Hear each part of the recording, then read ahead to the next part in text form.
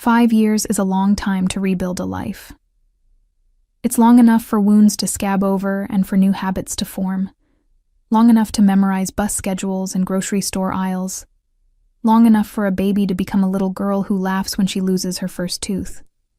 It's also long enough to think your past won't come knocking, only to find it waiting for you in the middle of an ordinary day. In March, the air in New York City softens just a little. The sting of winter retreats, leaving behind puddles and the occasional crocus pushing through the dirt. I had learned to love March, not because of the weather, but because it marked another year of survival. It marked 5 years since I had walked away from the man I loved and the dangerous world he inhabited. 5 years since I had moved into a tiny apartment in Queens with nothing but a suitcase, a positive pregnancy test, and the conviction that I had to protect my unborn child from the chaos that had consumed my marriage. My daughter Lucia was the reason I kept going when everything seemed too heavy. She had been conceived in a moment of fragile peace toward the end of our marriage, a peace that was quickly shattered when Giovanni told me he was considering marrying another woman to settle a war between families. I had left before I realized I was pregnant. I discovered it in a gas station bathroom while sitting on the cold tile floor, my hands shaking. I had stared at the 2 pink lines and sobbed, torn between fear and joy. I had promised my unborn child that she would grow up free from fear, even if it meant leaving behind the only man I had ever loved. I hadn't told Giovanni because by the time I knew, I was already hundreds of miles away, living under my maiden name and trying to start over. I had convinced myself I was doing the right thing. Lucia deserved better than secret deals and bodyguards and gunfire. She deserved a father who wasn't half in and half out of a criminal empire. She deserved a mother who wasn't constantly looking over her shoulder. 5 years later, we lived in a modest 2-bedroom apartment with peeling paint and a noisy radiator. The rent was never quite easy, but I paid it every month by working 2 jobs. My morning started before sunrise at Pasticceria Vittoria, a family-run bakery on the Lower East Side that smelled like espresso and rising bread. I baked croissants, filled cannoli shells, and swept flour from the worn tiles. My afternoons were spent at a local community college, taking classes toward a degree I hoped would lead to something stable. My evenings were for Lucia.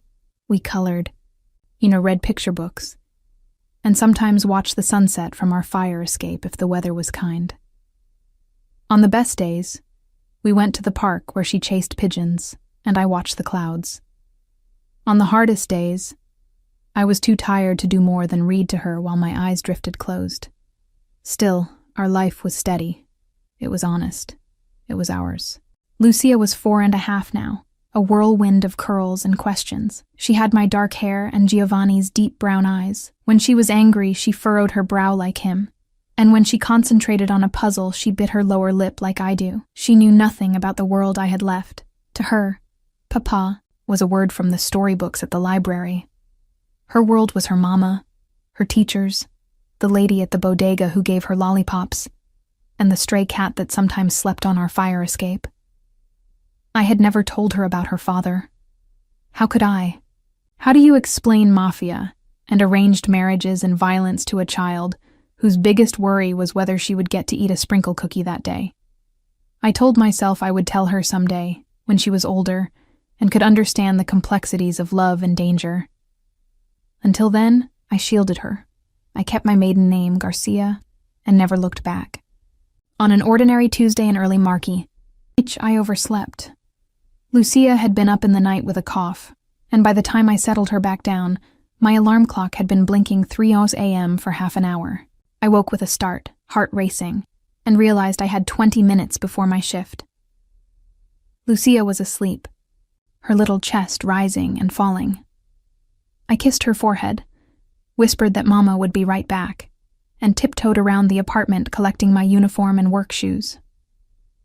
I scribbled a note for our neighbor, Mrs. Patel, who kept an eye on Lucia when she was sick, and slipped a 20 under her door. Mrs. Patel, a retired schoolteacher from Delhi, was a blessing.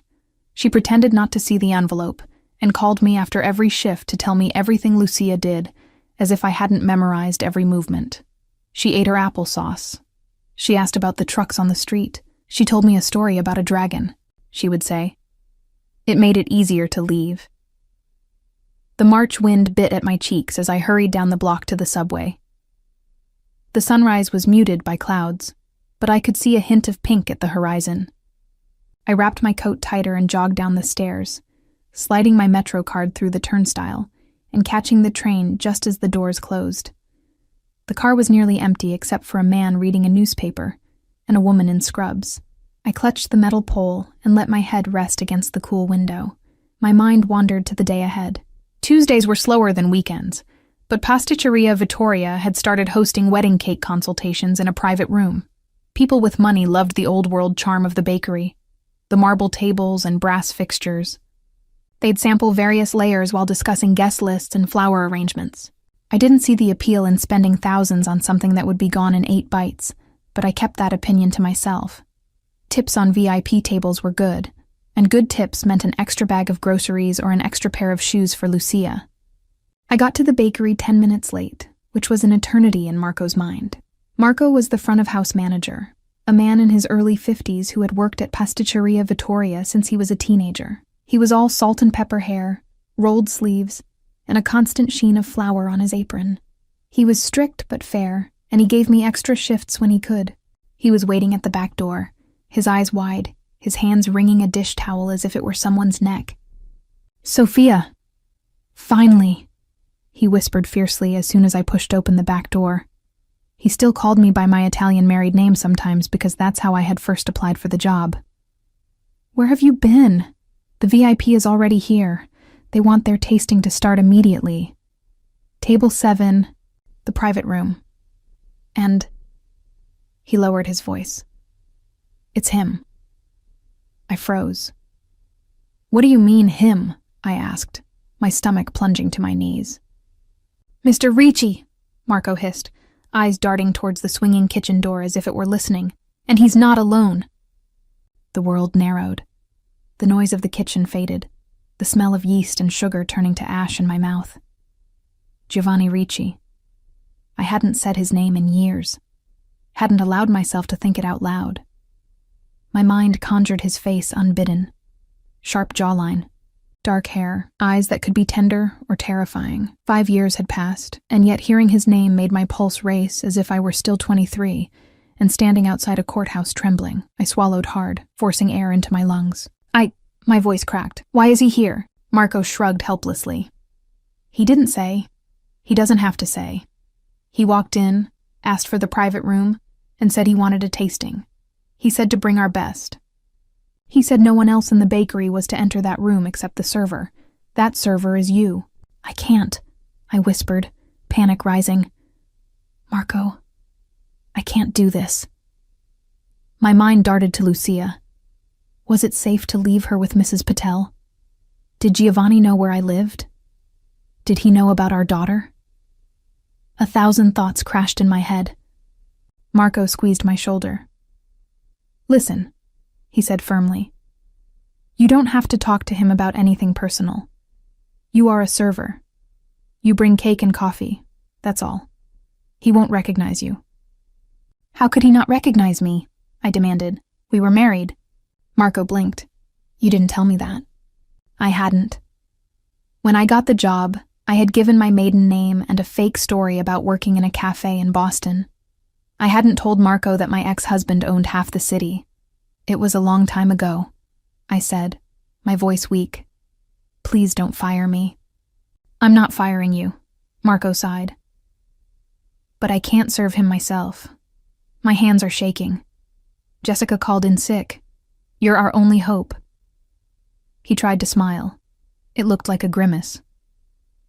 "If you want to keep your job, please take that tray. Keep your head down. Don't engage. Don't let him see you cry.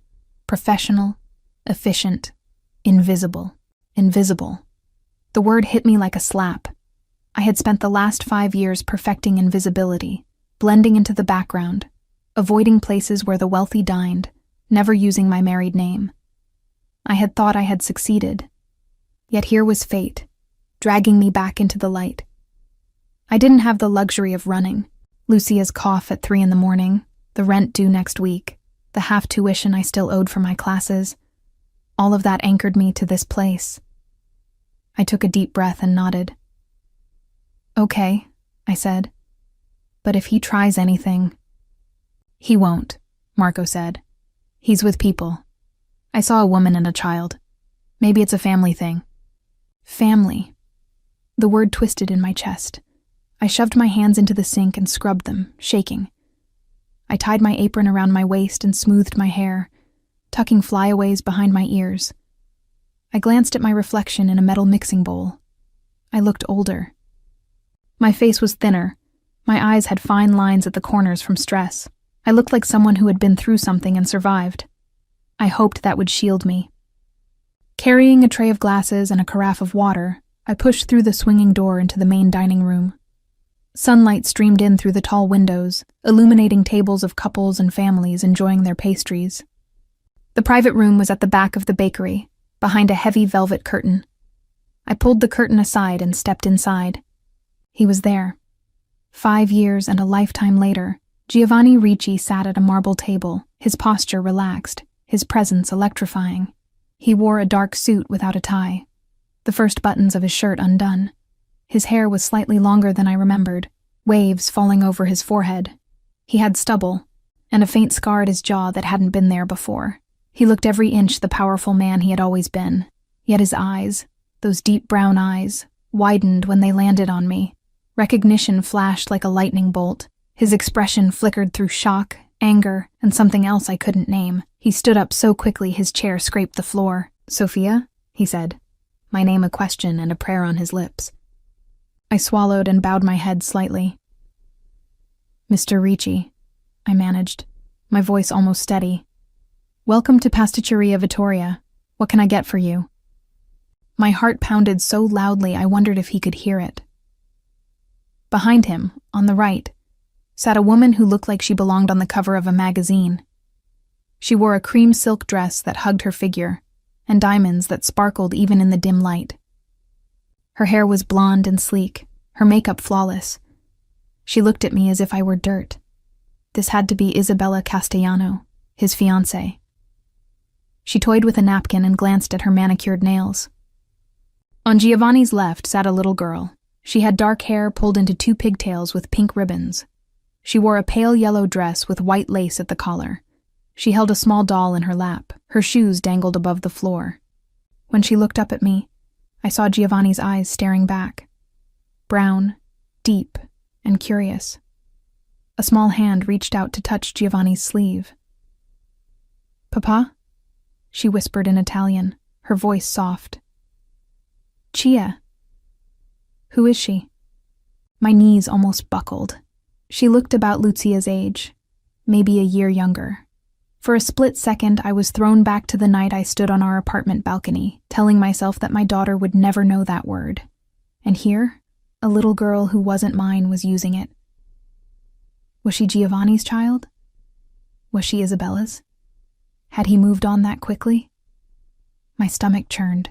Giovanni's jaw tightened. "She is our server," he said, his voice clipped.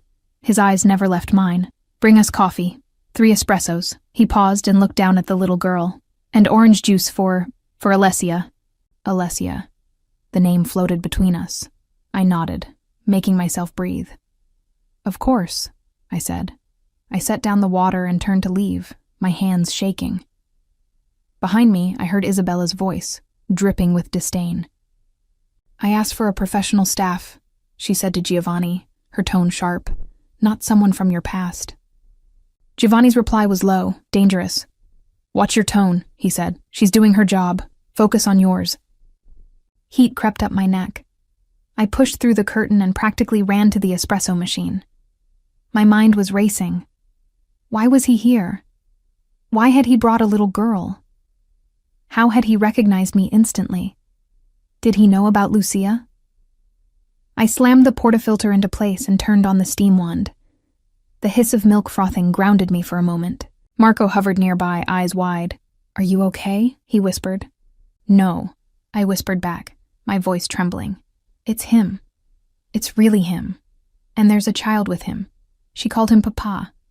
Marco's eyes nearly popped out of his head. "Mamma mia," he breathed. "What are you going to do?" "My job," I said, forcing my hands to steady. "He doesn't know about Lucia. He can't. I need to get through this service and then go home." But home had my daughter. Home was not safe anymore. The thought made me dizzy. I pushed it aside and focused on the coffee. I poured 3 espressos, the dark liquid pooling in white porcelain cups. I added sugar packets and tiny spoons. I filled a glass with fresh orange juice. Then, balancing the tray on my palm like I had done 1,000 times, I walked back to the private room. As I entered, Giovanni's eyes locked onto mine. They were full of a storm I couldn't read. He had been angry at me the last time we spoke, hurt by my decision to leave. Now there was something else. Regret, perhaps, or confusion at seeing me alive and working in a bakery. He watched my every movement as if I were an apparition he feared might disappear again. I placed the espressos and the orange juice on the table. My hand brushed his fingers for a brief second. Electricity shot up my arm. I stepped back quickly. "Is there anything else I can get for you?" I asked, keeping my tone neutral. "Yes," Isabella said before Giovanni could speak. She leaned forward, her diamond bracelet catching the light. "A sample of your best white cake with raspberry filling, and something chocolate for Alessia. And tell the baker no fondant. I hate fondant." "Of course," I said, writing on my notepad, even though I would never forget an order given in that tone. I glanced at Alessia. She was staring at me with wide eyes. She raised her doll and whispered something to it. My heart clenched. I forced myself to leave. Giovanni's voice followed me. "Sophia?" he said softly. I stopped but didn't turn around. "Yes, Mr. Ricci, we need to talk," he said. "After this, please."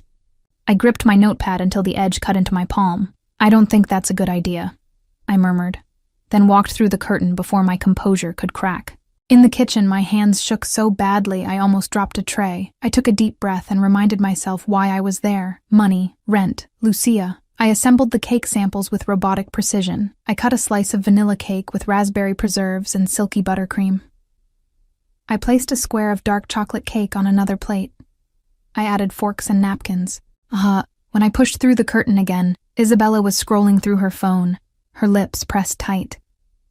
Giovanni sat back in his chair, eyes on the water carafe. Alessia hummed softly, moving her doll around the table. She looked up when she saw me and smiled tentatively. It felt like a knife. "Here are your samples," I said, placing the plates down. "Vanilla with raspberry and chocolate fudge." Isabella ignored me. She cut a small piece of cake and placed it on her tongue. She chewed, swallowed, and sniffed. "Too sweet," she declared. "The texture is dry. This will not do. Giovanni, tell your friend to do better." Giovanni shot her a look. "You have a list of vendors approved by your father," he said coolly. "If you don't like it, pick another bakery." She huffed. "This tasting is a waste of my time. We should have gone to La Durée." "Go then," he said, his patience thin. "This is my bakery, my friend's bakery. We are not at your beck and call." She glared at him. "Don't forget who arranged this wedding," she said in a low voice that I still heard.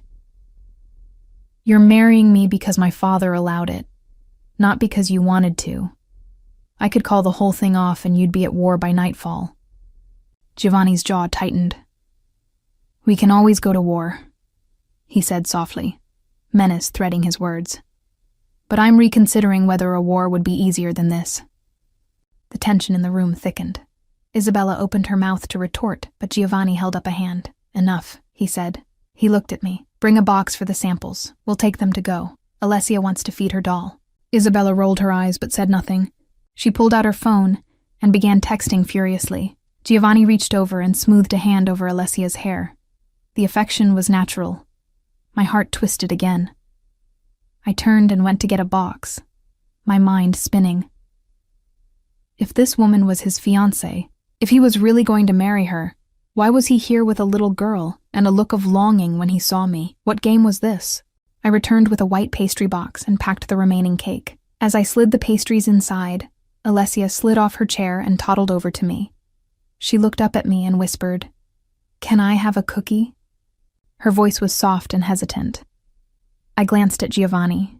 He nodded once. I smiled at Alessia, trying not to cry. "I'll ask," I said. I ducked into the kitchen, grabbed a small chocolate chip cookie from the display, and slipped it into her hand when I came back. Her face lit up. She bit into it, crumbs sticking to her lips. "Grazie," she whispered. She reached out and tugged on my apron strings. "You look like my mama," she said quietly, her lisp making the words even more like a dagger. My breath caught. "Do I?" I asked, forcing a smile. "What does your mama look like?"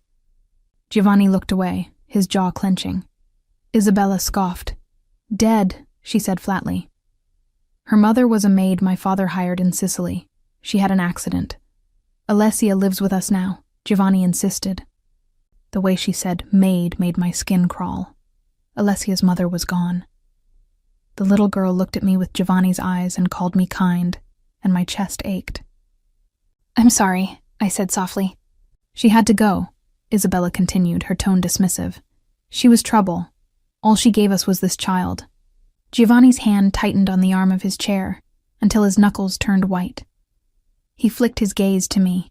"That's enough, Isabella," he said, his voice like ice. "You've said too much." Isabella rolled her eyes and stood. "Whatever," she said. "I'm going to the car.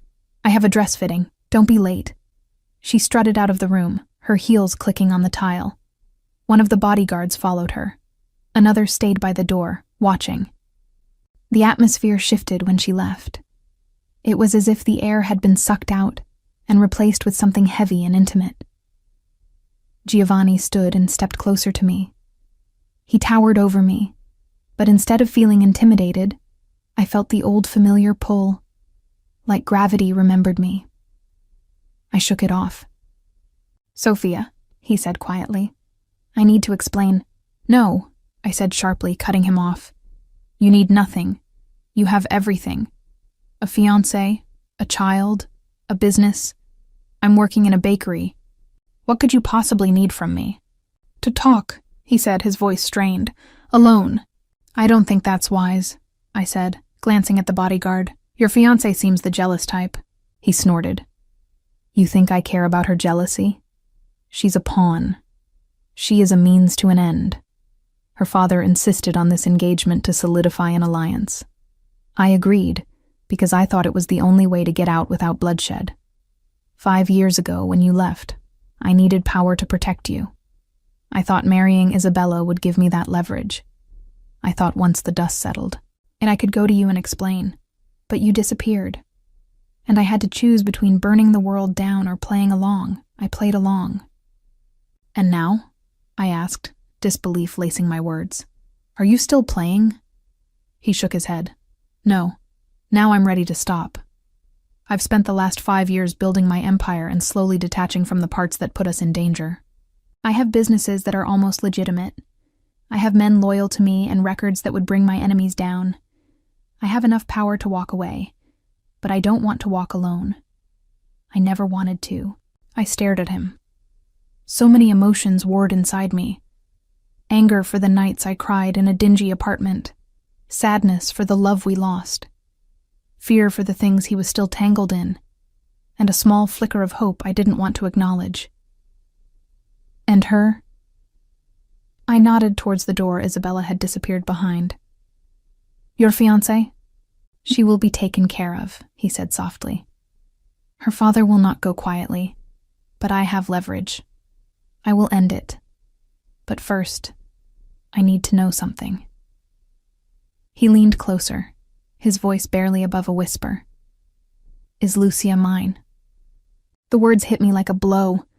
I felt as if someone had ripped open my chest and exposed the secret I had guarded for 4 years. I inhaled sharply, my knees going weak. "How do you know about her?" I whispered, my voice shaking. "Luca saw her," he said simply. Luca, one of Giovanni's long-trusted bodyguards, was the man who had shadowed me with his eyes from the moment I walked in. "He saw you walking her to preschool. He saw her hair, her eyes. He said she looked like you. He said she laughed like me." Giovanni's voice cracked on the last word. I had him follow you because I needed to know you were safe. I've known for a year that you have a daughter. I didn't know if she was mine. I needed to see for myself. All the blood drained from my face. You had me followed? I hissed, anger and fear surging. After everything, you had someone watch me. I left to keep Lucia safe from your world, and you just dragged it into mine. I did it to protect you, he said, pain flashing in his eyes. I needed to know where you were. You think you left without leaving a trace, but I knew exactly where you went. I let you go because I thought it was safer. But I couldn't completely let go. I needed to know you were alive. Please, Sophia.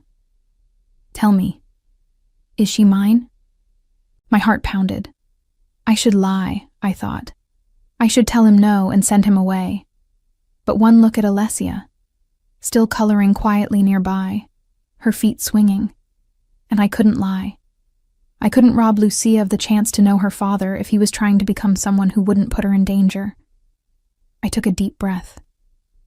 Yes, I whispered. She's yours. Giovanni's knees seemed to give out. He reached for the table to steady himself. His eyes filled with tears. He blinked them away, but one slipped down his cheek. He brushed it aside angrily. I missed 4 years, he whispered. 4 years I can never get back. I miss them too, I said, my voice shaking. I raised her by myself. I took her to doctor's appointments alone. I taught her to walk and talk. My throat closed. You weren't there because I couldn't trust you to protect her. I couldn't trust that your love for me would outweigh your duty to your family. I needed to keep her safe, and that meant keeping her away from you. I won't apologize for that. I'm not asking for an apology, he said. I'm asking for a chance. To know her. To be there now. To make it right. I don't expect you to forgive me for the past, but I'm begging you to let me be her father, to let me protect her, to let me love her. My eyes stung. Protect her? I repeated, bitterness creeping in. You're engaged to a woman whose father orders hits at weddings. You come into my place of work surrounded by men with guns. Your world isn't safe, Giovanni. Your presence alone puts her at risk. He stepped closer. I know, he said. That's why I've been untangling from it. That's why I asked you to wait 5 years. That's why I'm standing here today, ready to burn it all down. I will leave it. For you. For Lucia. I have a plan. A plan, I said, half laughing, half choking. It always comes down to plans with you. Plans that involve lies and secrets and deals. How do I know this isn't another half-truth to keep me around while you secure your empire? He flinched. Because I have nothing to gain by lying now, he said hoarsely. I have everything to lose. If I walk away from you, I lose my family twice. If I walk away from the business, I lose my power. One of those things matters, the other doesn't. So I'm choosing. I'm choosing you. I wanted to believe him. I also wanted to protect my daughter from the pain I had endured. What about Isabella? I asked. What about her family? They won't let you go easily. He shook his head. No, they won't. Her father thinks he has control over me because of a contract. But he underestimated my willingness to walk away from everything. I have something he doesn't, information that would ruin him. I've been gathering evidence of his dealings for years. If he pushes me, I will give it to the feds. My eyebrows shot up. The feds? As in the FBI? He nodded. Yes. I'd rather turn state's evidence and serve time for my crimes than live under Castellano's thumb. I'd rather go into witness protection with you and our daughter than let him control my future. This is how serious I am. Shock rippled through me. Giovanni Ricci, a man whose pride had always been his armor, was willing to go to prison to keep us safe. Could I trust that? Why are you telling me this here? I asked, my mind swirling. In a bakery full of witnesses? Because I needed you to see it in my eyes, he said. To know I'm not playing games. To know that even with Isabella in the next room and my men outside, I'm choosing you. I could have come to your apartment at night. I could have cornered you in an alley. I didn't. I came here, in public, because I won't hurt you. I pressed a hand to my forehead. I need to think, I murmured. I need to go home. Lucia is with my neighbor. I need to pick her up. I need to breathe. Let me come with you, he pleaded. Let me meet her. No, I said, more firmly than I felt. Not today. She doesn't know you. She doesn't know what a father is. I will not spring you on her like a surprise. I need to prepare her. And you need to handle your fiancé and your father-in-law and whatever deals you've entangled yourself in. Fair, he said, swallowing. When can I see you? I don't know, I whispered. I have a shift tomorrow. I have class in the afternoon. Lucia has school. Maybe Thursday evening, at a park. Somewhere public. Noon. No bodyguards, no guns. Thursday, he repeated. Noon, what park? I thought quickly. Prospect Park, I said. By the lake. If you're late, I leave. If I see men with you, I leave. Do you understand? He nodded. Yes, then we'll talk, I said.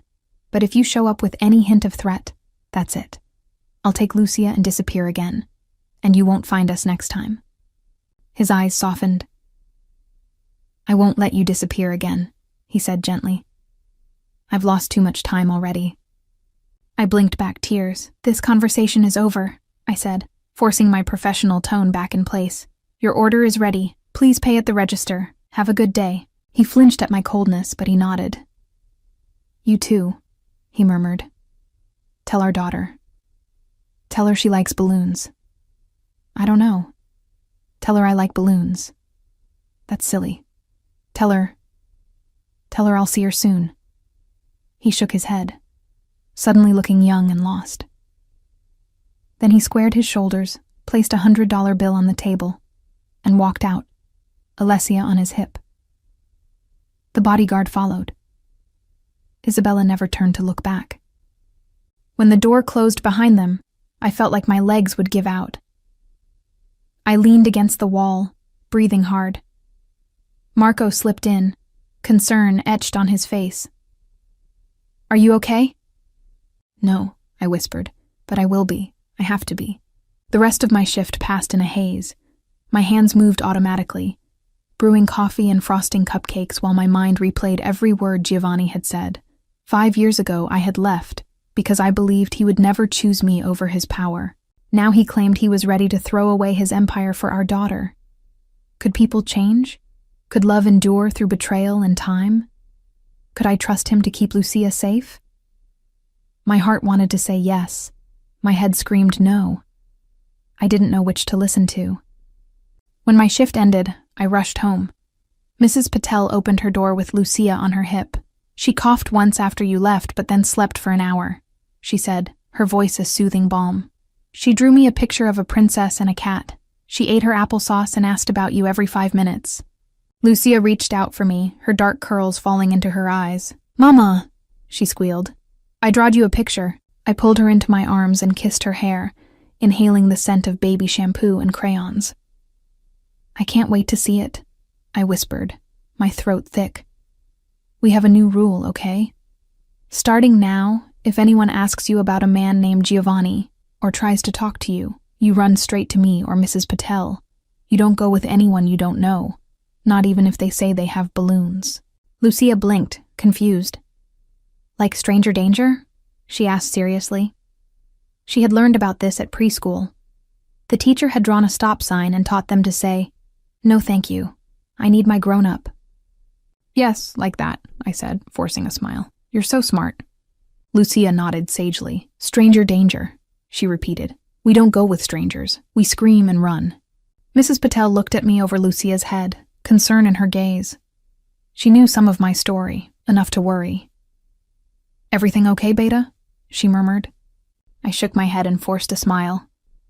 It will be, I said. Thank you for watching her. Inside our apartment, I closed the door and locked the 3 locks and slid the chain into place. I set Lucia on the couch and took the drawing she offered. It was a colorful scribble of a woman with brown hair and a little girl holding a balloon. I swallowed. It's beautiful, I said, my voice rough. Is this us? Lucia nodded proudly. That's me, and that's you, she said, pointing. And that's our cat. She pointed to a blob of orange. We didn't have a cat, but she had been begging me for one. And those are balloons because I like balloons. You do? I asked, smoothing her hair. Do you think Papa likes balloons? The word felt foreign on my tongue. She looked at me, puzzled. What's Papa? She asked. Tears stung my eyes. It's a word that means father, I said quietly. It's something we'll talk about soon, okay? Okay, she said cheerfully, unbothered. Can we have mac and cheese for dinner? I smiled through my tears. Yes, I said, we can have mac and cheese. The next 2 days were a blur. I went to class and tried to focus on accounting formulas while my mind drifted to Giovanni's eyes and the way he said, I'm choosing you. Lucia ran a mild fever, so I kept her home from preschool, reading to her while she dozed on the couch. Every time my phone buzzed, I jumped. Giovanni texted once. From an unknown number, Thursday noon, Prospect Park. I'll be there. I didn't reply. I told myself I was only going to hear him out. I owed it to Lucia to know what he would do. I also owed it to myself to make it clear that my daughter's safety came first. Thursday came quickly and too slowly. I dressed Lucia in a pink sweater and jeans. I braided her hair into 2 neat braids, tying the ends with ribbons. She squirmed impatiently. Where are we going? She asked. A park, I said, to meet someone. Mrs. Patel? She asked hopefully. She adored Mrs. Patel. No, I said, my stomach nodding. Someone Mama used to know. Okay, she said, unbothered. Can I bring my doll? Yes, I said, watching her pack her cloth doll into her backpack. I grabbed a tote bag with water and snacks. I slipped a small can of pepper spray into my jacket pocket. I had bought it the night after seeing Giovanni, just in case. I told myself I was being paranoid. I told myself I was being smart. We took the train to Brooklyn. Lucia pressed her face to the window, watching the graffiti blur by. When we emerged from the station, the crisp air smelled faintly of water and exhaust. Prospect Park spread out ahead, tree branches still bare, the lake glinting. I checked my watch. 11:55. We had time. We walked to a bench near the water. I sat, my back straight, my heart pounding. Lucia swung her legs and hummed. At noon, I saw him. Giovanni walked down the path, alone, wearing dark jeans and a black coat. His hair was pushed back from his forehead. He looked less like a Mafia don and more like any other Brooklyn dad. He held a red balloon in his hand. It bobbed in the breeze, bright against the gray sky. I blinked, remembering his awkward plea. Tell her I like balloons. He approached slowly, as if not to startle a wild animal. Lucia spotted him. Mama, a man with a balloon, she said, pointing. She loved balloons. Yes, I whispered. That's Giovanni. Giovanni stopped a few feet away, eyes on Lucia. He looked at me. Can I sit? He asked, his voice rough. I nodded stiffly. For a few minutes, he sat on the other end of the bench, leaving space. He held out the balloon to Lucia. Hi, he said softly. I'm Giovanni. Can I give you this balloon? Lucia looked at me for approval. I nodded. She took the balloon, her eyes wide. Thank you, she said shyly. She wrapped the string around her wrist and watched it bob. You're welcome, Giovanni said, his voice trembling. He looked at me. She looks like you. She looks like you, I said back. We sat in awkward silence. He cleared his throat. Lucia, he said gently. My name is Giovanni, but you can call me whatever you want. I'm someone who loves you very much. Lucia tilted her head. Do you live on our street? She asked seriously. Mrs. Patel lives on our street. She loves me. She gives me mango candy. Giovanni smiled, tears glistening. I don't live on your street, he said, but I wish I did. I live somewhere else right now, but I'd like to spend time with you, if your mama says it's okay. Lucia looked at me again. Mama? I took a deep breath. We'll see, I said softly. Lucia, this is the man I told you about. He's your papa. Lucia's eyes widened.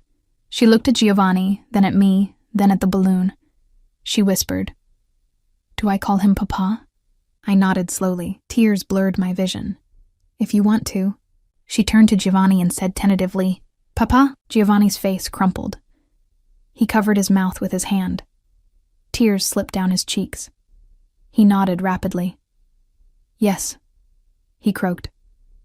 "I'm your papa. I'm so happy to meet you." He reached out as if to touch her, then stopped, unsure. Lucia leaned forward and touched his hand with her small fingers. He flinched at the contact, then let out a shaky laugh. "Do you like balloons?" he asked. Lucia giggled. "Yes," she said. "Do you?" He laughed. "I do," he said. "I love balloons." The absurdity of the conversation made me smile despite the tension. For a few minutes we talked about balloons and squirrels and the ducks in the lake. Giovanni told her about a duck he once fed stale bread to as a kid. Lucia told him about the stray cat on our fire escape. The scene was almost normal. Almost. Then a voice shattered it. "Well, isn't this cute?" I looked up. Two men stood a few yards away, leaning casually against a tree. They wore expensive coats and sunglasses despite the cloudy sky. One of them held a cigarette. The other flicked a switchblade open and closed. My heart dropped. I recognized them vaguely from news reports and whispers. The Castellano family's enforcers. Giovanni stiffened. He stood slowly, positioning himself between us and them. "What do you want?" he asked coldly, his tone hardening. The man with the cigarette blew a stream of smoke into the air. "Boss heard you were having a little family reunion," he drawled. "Wanted to send his regards. Congratulations on your kid. Shame you didn't invite him to the baby shower." Giovanni's eyes narrowed. "This isn't your business," he said, each word sharp. "Tell your boss I'll call him." The man flicked his blade. "He's done taking your calls," he said. "He told us to bring the girl. Insurance, he called it, to make sure you don't get any ideas about breaking the deal. Bring her. We leave you alone. You can keep your ex. We're generous." Blood drained from my face. I clutched Lucia tighter. She sensed the change and whimpered. Giovanni's jaw tightened. "No," he said flatly. "You're not touching her." The man laughed. "Come on, Gio. Don't be stupid. Give us the kid. We take her for a little ride. No harm. You call the wedding off. She stays with us. You marry Isabella. She gets returned. Simple." "He will kill you," Giovanni said softly, dangerous calm radiating from him. "If you lay a hand on her." The man shrugged. "He'll kill you if you don't. Choose." He stepped forward. It happened fast. Giovanni shoved Lucia into my arms. "Run!" he hissed. I froze for a fraction of a second, then scooped Lucia up and bolted down the path. My heart hammered. Lucia screamed, clutching the balloon string. I heard footsteps behind me. I turned a corner and nearly ran into a man in a hoodie. He grabbed my arm. I screamed and kicked, the pepper spray fumbling in my pocket. Suddenly a blur slammed into the man, knocking him down. Luca, Giovanni's bodyguard, had appeared out of nowhere, tackling the attacker. "Go!" he shouted. I ran, Lucia clinging to my neck. My breath burned in my lungs. I heard shouts and the sound of fists hitting flesh. I rounded another corner and saw a playground. Parents looked up, eyes wide. I darted toward them. "Please, call 911. I gasped. "Someone's trying to kidnap my daughter." Moms and dads sprang into action. A man in a Yankees cap pulled out his phone. A woman stepped in front of us, her arms out. Lucia sobbed. I crouched behind the metal slide, panting. A siren wailed in the distance. Giovanni appeared seconds later, blood on his knuckles, his eyes wild. He looked at Lucia and me, relief flooding his face. He crouched, hands up. "Are you okay?" he asked, breathing hard. "You brought men," I whispered, rage boiling. "You promised no bodyguards." "I had to," he said, his voice strained. "I didn't trust Castellano. I told Luca to stay back. I didn't know they'd send people. I'm sorry." The siren grew louder. 2 patrol cars screeched up. Officers jumped out. "Everybody freeze!" one yelled. Parents stepped back. The officer took in the scene, a bleeding man in a hoodie on the ground, tackled by Luca. Giovanni with bloodied knuckles. Me, shaking with Lucia clinging to my neck. "What happened?" the cop demanded. He looked at Giovanni's face and seemed to recognize him. His eyes narrowed. "Ricci, what trouble are you causing now?" Giovanni raised his hands. "Those men tried to kidnap my daughter," he said evenly. He gestured at the man on the ground. "Ask him who sent him." The man on the ground spat blood. "I don't know," he snarled. "I'm just delivering a message." The cop looked at me. "Ma'am, is that true?" I nodded frantically. "They said they wanted to take my daughter. They threatened us." The cop rubbed his jaw. "Okay, everyone at the station?" he sighed. "Statements, now." At the station, everything was a blur. I sat in a cold room with Lucia on my lap. She clutched her balloon and her doll, eyes wide. I gave a statement. The cops took my information. Giovanni insisted on speaking with a detective privately. I could hear raised voices, then quiet. After an hour, he returned with the detective, a woman with tired eyes. "Ms. Garcia," she said, glancing at my file, "we're releasing you. We have Giovanni's statement. He says he was meeting his estranged wife and child for the first time, and an associate of Mr. Castellano's men tried to take the child. Given what we know about Castellano, we're not pressing charges on you. We will be detaining the attackers. Mr. Ricci is free to go, but we'll be in contact." Lucia clung to me as we walked out. Giovanni trailed behind. Outside, he grabbed my arm gently. "Come with me," he said urgently. "They know about her now. She's not safe in your apartment. Come to my house, please." I wrenched my arm free. "I told you no men, and you brought them, and they still came." Lucia almost... My voice broke. "No, Giovanni, I'm not going anywhere with you." "Then let me stay with you," he begged. "Let me protect you there. Castellano will retaliate. He will try again. You cannot protect her alone." My head spun. He was right. I couldn't take on Mafia men by myself. Lucia deserved a chance to know her father, but she also deserved to live. I hated myself for the choice. "One night," I said, my voice hoarse. "One night at your place. Then I decide." He exhaled, relief flickering in his eyes. "One night," he agreed. He led us to a waiting SUV, identical to the one he'd used years ago. Lucia climbed in hesitantly, clutching her balloon. I slid in next to her, my heart pounding. Giovanni got in the front. Luca drove.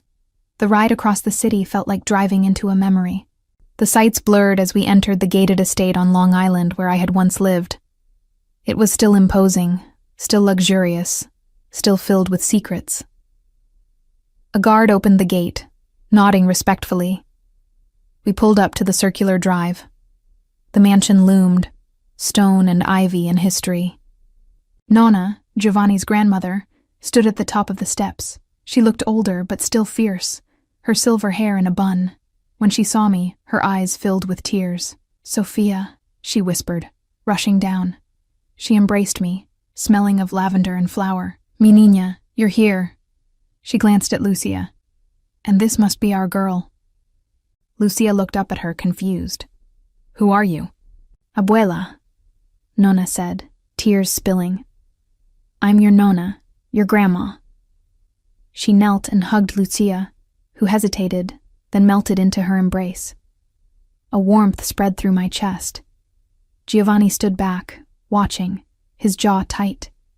He looked like a man watching a dream he never thought he'd see. Nonna ushered us inside. The house was warm, filled with the smell of simmering tomato sauce. It felt almost cozy, despite its size. Lucia's eyes widened at the grand staircase, the chandeliers, the paintings. She whispered, "Is this a castle?" Giovanni smiled. "Sort of," he said. "Do you like castles?" She nodded vigorously. "Yes." "Then this is your castle for tonight," he said softly, "and you're the princess." Lucia giggled. She wasn't fazed by the wealth around her. She was mesmerized by the marble floors that echoed her footsteps, and the lights on the ceiling. I kept close, my nerves humming. Part of me remembered living here. Dinner parties with crystal glasses and deals sealed with handshakes in the study. Part of me was terrified of what lay beneath those memories. That night, we sat at the long dining table. Lucia ate spaghetti with meatballs with gusto. She had never tasted Nona's cooking. She swung her legs under the chair and told Nona about her friend Mia's birthday party. Nona listened, nodding as if it were the most fascinating story. Giovanni watched, an expression of wonder on his face. After dinner, Giovanni asked Lucia if she wanted to see the garden. She looked at me. I nodded, hesitating. 5 minutes, I said. He took her hand and led her through the French doors to the backyard. I watched from the window. The garden was the size of a park, with manicured hedges and a fountain. Giovanni walked slowly, bending down to Lucia's height. She pointed at flowers. He nodded and smiled. He knelt and let her climb on his back. They laughed. It was a picture of normalcy in a life that had never been normal. Nona came to stand beside me, her eyes on them. "He has waited for this," she murmured, "every day for 5 years. He thought you were dead sometimes. He thought you remarried. He thought you hated him. He never stopped loving you." I blinked back tears. "He hurt me," I whispered. "He chose a deal over me. He didn't come after me. He thought he was protecting you by letting you go," Nona said. "He was wrong. He sees that now. He will spend the rest of his life trying to make it up to you. He will burn the world. He already started." I looked at her. "Do you think he can change?" Nonna smiled sadly. "I have seen men change," she said. "Your nonna was a butcher before he became a baker. He used to swing a knife for different reasons. Love changed him. A daughter changed him. Grandchildren changed him. Power is intoxicating, but family is stronger. I believe Giovanni can change. I also believe it will not be easy. It will be dangerous. It will be messy. But I also know that love like yours doesn't come twice. Perhaps it is worth fighting for."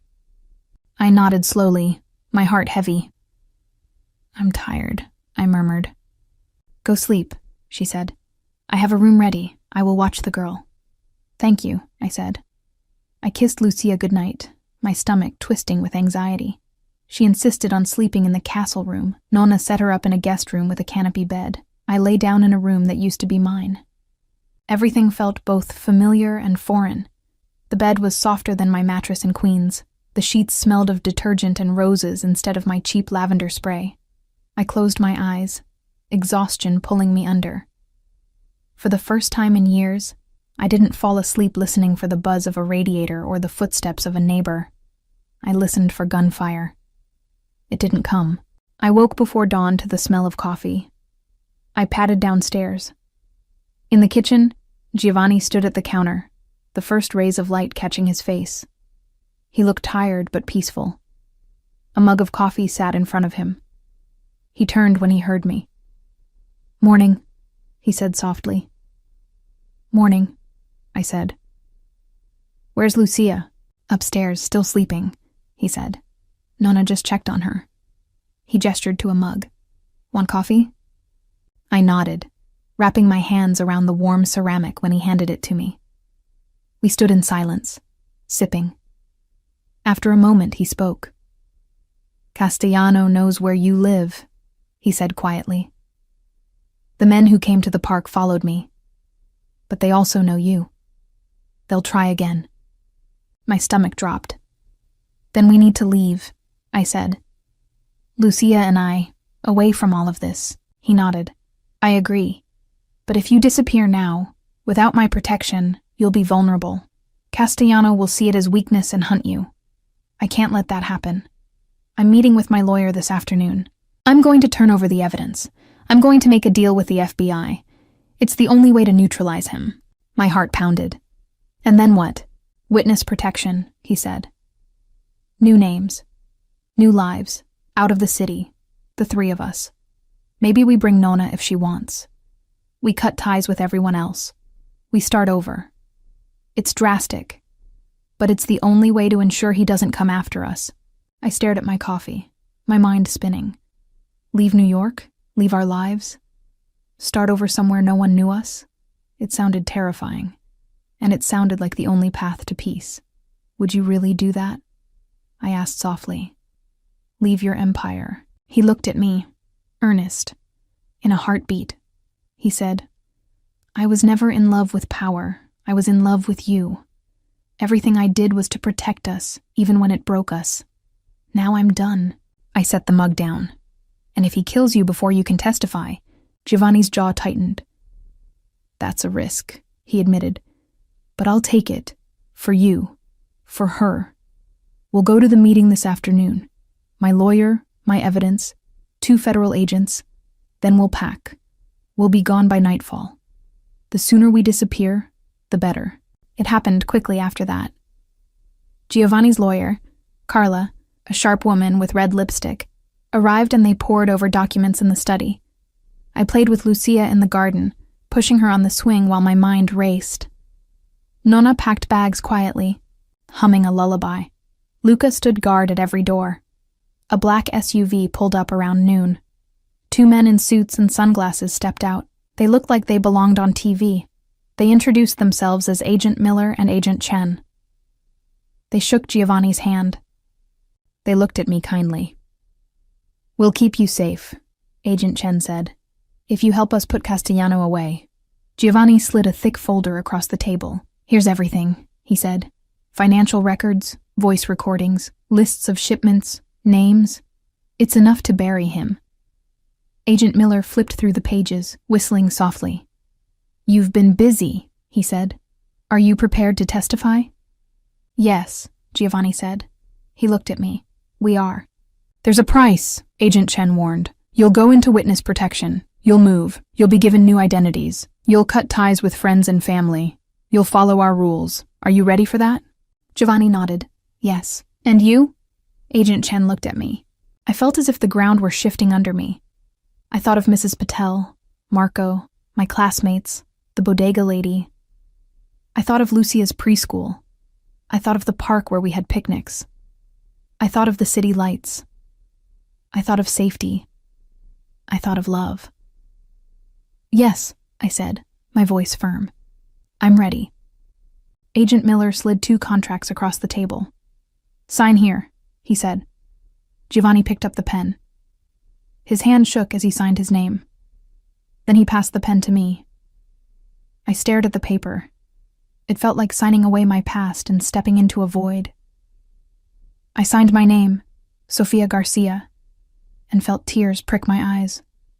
It was the last time I'd sign it. I slid the paper back. It was done. We had an hour to pack essentials. I shoved clothes into suitcases, grabbed Lucia's doll and her favorite blanket. I took a picture of my grandmother's rosary off the nightstand and slipped it into my pocket. Nonna packed old photographs, a few books, a jar of homemade pasta sauce she insisted we'd need.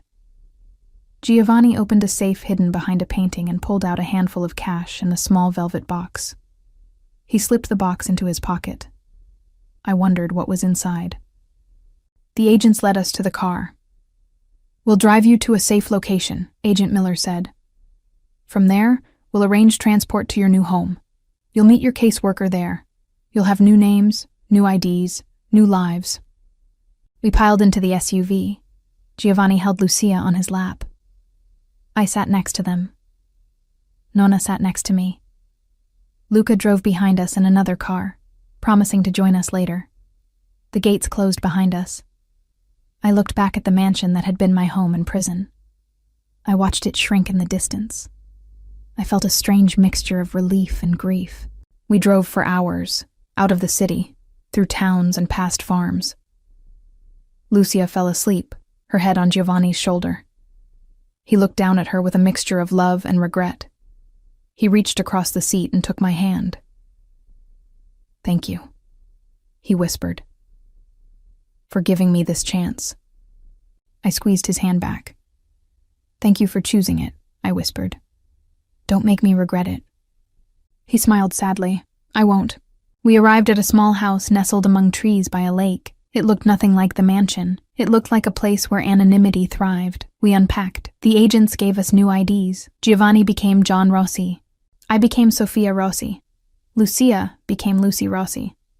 Nonna became Maria. We practiced our new names. We practiced a cover story. We were a family relocating from New York for work. No details, no questions. The first few weeks were surreal. We shopped for groceries at a small market where no one recognized us. We bought furniture at a store where the clerk called us by our new last name. I registered Lucia, Lucy, for kindergarten under her new name. She looked at me with wide eyes when I explained. "We're playing pretend?" she asked. I nodded. "Yes," I said. "For a while." She nodded and took it in stride. Giovanni, John, worked odd jobs around town, fixing fences and roofs. He built furniture. He came home with calluses and splinters. He kissed me when he walked through the door. We cooked dinner together. We played board games. We went for walks by the lake. We breathed. 6 months passed. Then a year. John and I got married again in the small town hall, under our new names, wearing simple clothes. There were no Mafia families, no deals, no bodyguards, just us, Lucia, Nonna, and a kind judge. John slipped a gold band onto my finger. It wasn't elaborate. It was real. It meant everything. Life was simpler, but not perfect. John struggled with nightmares. He missed his cousins. He missed the food. He missed Italian sun. Sometimes he'd stand at the window and stare at the horizon as if looking for New York. He didn't talk to his mother or siblings. He couldn't. They thought he was dead. That weight hung heavy on him. Sometimes I missed Mrs. Patel's mango candies and Marco's flower-covered apron. I missed the hum of the city. I missed the feeling of belonging somewhere. But when I watched Lucia run through the yard, free from fear, I knew we'd done the right thing. 2 years into our new life, I discovered I was pregnant. This time, there were no secrets. I told John, who lifted me and spun me around. He cried. He kissed my belly. He said, "We're going to do this right." The pregnancy was smooth. The baby kicked at night, sending ripples across my skin. Lucia talked to my belly, telling her sibling stories about ducks and dragons. Nonna knit booties and blankets. When I gave birth, John held my hand. The hospital was small, the nurses kind. They didn't know our past. They knew us as the Rossi family with the 5-year-old daughter and the new baby on the way. Our son arrived on a rainy afternoon. He had a head full of dark hair. We named him Matteo, after my father. He slept with his fist curled under his cheek, just like John did. We took him home and introduced him to Lucia. She looked at him with awe. "I'm a big sister," she whispered. "I'll teach him about balloons." Our days became a blur of feedings and diaper changes and school pickups. There were hard moments, nights when Matteo cried for hours, mornings when Lucia refused to eat oatmeal, days when the car wouldn't start. There were also moments of profound joy. Lucia's first lost tooth, Matteo's first steps on the grass, John teaching them how to fish at the lake, Nonna singing lullabies in Spanish and Italian, our first Christmas in the little house with a tree we cut ourselves. After 3 years, we almost felt safe. Almost. Then the letter came. It was addressed to John's old name. It had no return address. Inside was a single sheet of paper with a photo clipped to it. The photo showed a teenage girl in a white dress, standing on a stage with a certificate in her hand. She had curly hair and deep brown eyes. She looked like Giovanni. The handwritten note below read, "She asked me to give this to you. She said thank you for the balloons. It was signed with an ornate C." My breath caught. Alessia. She had grown up. She had graduated. She remembered the man who had once tried to be her father. She had survived. And someone, perhaps Castellano himself, had sent this picture as a peace offering or a warning. We didn't know which. John stared at it for a long time, his fingers tracing the outline of her face. He whispered, "She made it." We made it too, I realized. We had built a life from the rubble of our past. We had created something new and fragile and precious. We had taken unimaginable risks, lost time, and found each other again. Our story hadn't been clean or easy or safe. It had been messy and painful and unpredictable, but it had been ours. It had been real. It had been worth it. One evening, as the sun set over the lake, painting the water orange and pink, John and I sat on the porch. Lucia and Matteo chased fireflies in the yard. Nonna hummed softly in the kitchen. John's hand rested on mine, his thumb tracing circles on my skin. "Do you ever regret it?" he asked softly. I shook my head. "No," I said. "Not the leaving. Not the coming back. Not the running. Not the hiding. Not the starting over. Every choice led us here. To this moment. To this peace. How could I regret it?" He smiled, his eyes crinkling. "Neither do I," he said. He leaned over and kissed me, slow and tender. The sun dipped below the horizon. The fireflies blinked. Our children laughed. The world was quiet. We had fought for this life. We had earned it, and we would keep fighting to protect it, come what may. As I leaned against John's shoulder, watching our children dance in the twilight, I felt something settle in my chest. It wasn't a fairy tale ending. It wasn't perfect or easy. It was better. It was real. It was ongoing. Our story didn't end with a wedding cake tasting or a daring escape or even a new identity. It would continue as long as we were willing to choose love over fear, to choose each other over power, to choose a future over a past. And that was a story worth continuing,